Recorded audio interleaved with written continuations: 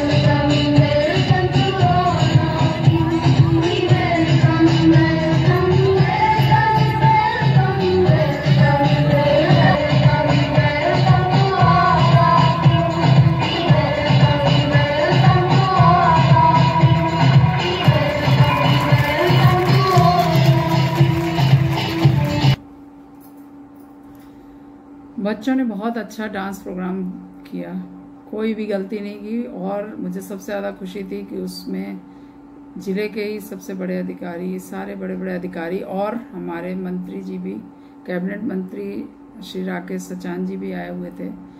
और उनके सामने हमारे छोटे से विद्यालय का एक प्रोग्राम हुआ, तो हमें बहुत खुशी थी। एक आखिरी कोशिश मैंने और की, क्योंकि उस समय मैंने सोचा था कि जब मैम विद्यालय आएंगी तो एक बच्चों के साथ उनकी एक पिक होगी।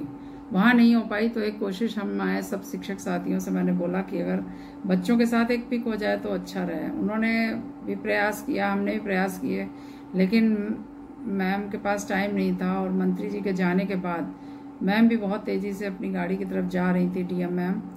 तो हम लोगों ने बहुत रिक्वेस्ट की कि मैम एक पिक हो जाए अगर, तो बच्चों को बहुत प्रेरणा मिलेगी, हमेशा उनके लिए बहुत बड़ी हिस्ट्री हो जाएगी।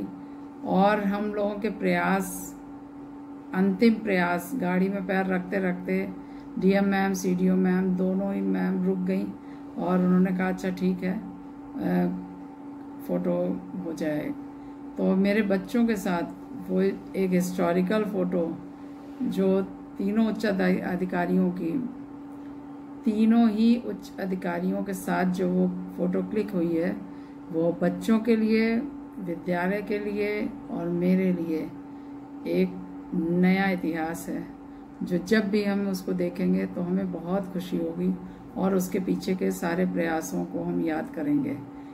इसके लिए मुझे एक फिल्म की पंक्तियाँ याद आती हैं कि जब आप किसी चीज़ को शिद्दत से चाहते हैं तो सारी कायनात उसे आपसे मिलाने की कोशिश करती है, जो यथार्थ रूप में मैंने देखा। अब आप देखिए वो हिस्टोरिकल पिक।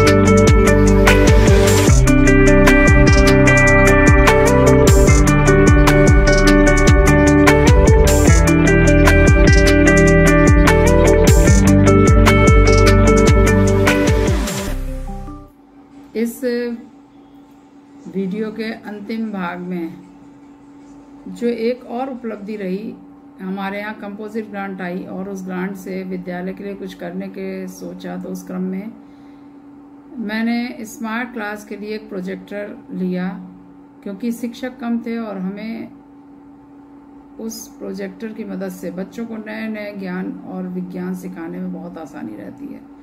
तो गांव में लाइट की समस्या है, लेकिन फिर भी कोशिश करते हैं प्रतिदिन नहीं तो 2 दिन 1 दिन बाद हम प्रोजेक्टर और स्मार्ट क्लास का बच्चों को पूरा लाभ दे रहे हैं और बच्चे भी बहुत आनंद उठा रहे हैं। और इस क्रम में आगे आप देखिए कि जब प्रोजेक्टर का शुभारंभ हुआ तो बच्चों में खुशी कितनी बढ़ गई। आप देखिए प्रोजेक्टर का शुभारंभ। आपको दिखा रहे हैं महाराजपुर में स्मार्ट क्लास का शुभारंभ जो 8 अगस्त को हो चुका है, उसमें बच्चे कैसे उसका आनंद उठा रहे हैं। ये आप देखिए सारे बच्चे यहाँ पे स्मार्ट क्लास का आनंद उठा रहे हैं। और ये दरवाज़ा बंद करो जरा, और देखिए सारे बच्चे आगे ही देखें और इस कविता को गाएं।